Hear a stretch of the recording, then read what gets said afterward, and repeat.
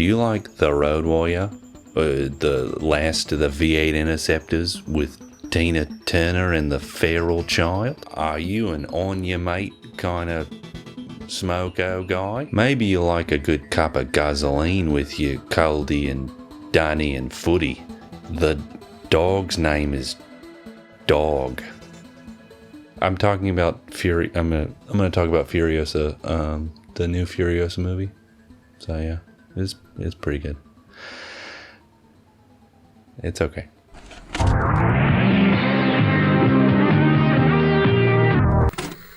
You thought the little girl lady couldn't carry a movie, that the story would bounce between unrealistic girl boss moments and forced messages about Hillary Clinton winning the popular vote. Not really. Anya Taylor-Joy did a bang-up job, and George Miller makes that a bit easier when the action is taking center stage. In fact, I think I only counted 2 quote-unquote girls get it done moments. There's one right at the beginning and right at the end, and not too inauthentic. One of them was, "Is that your father chasing you?" "No, it's her mother." Which is fine. Whatever, that's fine. When you think back to Fury Road and wonder what the story was, you might go, "Oh, there was a big chase and Max said, 'That's bait,' and you'd about cover the entire movie, which consisted of a drawn-out chase, and that's about it. With Furiosa, on the other hand, there's much more development, there's much more arcs, there's more moving pieces to the story, and that story is well punctuated by action set pieces. You watch characters grow and adapt and move around, so you actually start to care about them and get invested in what happens to them when shit does hit the fan. Another thing that this film does well, or maybe what it doesn't do, is needlessly explore every piece of information from the previous film. We don't need a detailed explanation for every memorable line, for every trinket or prop. It doesn't need some kind of historical basis. In Star Wars, this was just a random way to train Luke on the spot with stuff found around the ship. No, it actually was the certified youth training program that all young Jedis went through, even the blast shield.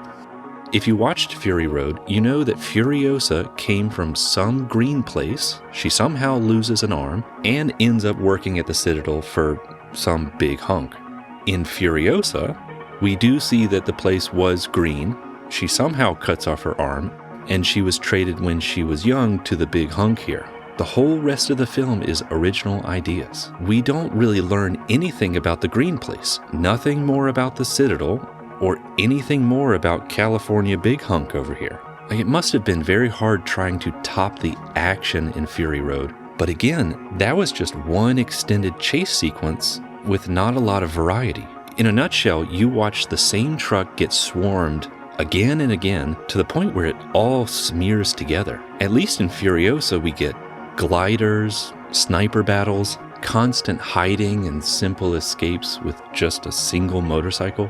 And we're not just trying to keep running away. This guy gets trapped. Okay, let's get him out. Or how about we need to stop a couple of bad guys from reaching their camp, so we pick them off one by one, but can we stop them all? That's more interesting than just a single chase. Well, we do need to mix in the bad stuff as well. Like the fact that this story, a prequel, ties a little too perfectly into Fury Road. So much so that the end of the film is a nice slideshow of what's going to happen in Fury Road. Everything is tied in a nice little bow waiting for the next movie to start. Does it remind you of Revenge of the Sith, where all the characters get in their places and they're ready for the original trilogy to start? Obi-Wan settles down in Tatooine and Yoda goes to Dagobah, and they just wait for the next movie to start? Another thing we're missing is a great counterbalance in the form of a villain. In Fury Road, we had Immortan Joe. God, look at him. Immortan Joe was a monster of eldritch horror. Now look at Chris Hemsworth. He's kind of funny, and he's kind of bumbling, and he's not a very effective bad guy. He's an interesting character nonetheless, but still a bit too comedic and likable to be a great villain. So by the end of the film, it's not really satisfying to see him destroyed. You almost feel sorry for the guy. All of that withstanding, it's probably very hard for George Miller to follow up the thunderstorm that was Fury Road. But he still deserves credit for making something as competent, especially with a female lead, without having to resort to lecturing the audience about the trials and tribulations that women face every day in modern society. And we're gonna give Furiosa, whatever the tagline is, a 7 out of 10. Because it's not as good as Fury Road, and it's much better than I thought it was gonna be. It's also good that they didn't have a dog in this one, considering what happened to the last one. Yeah, that didn't need to happen.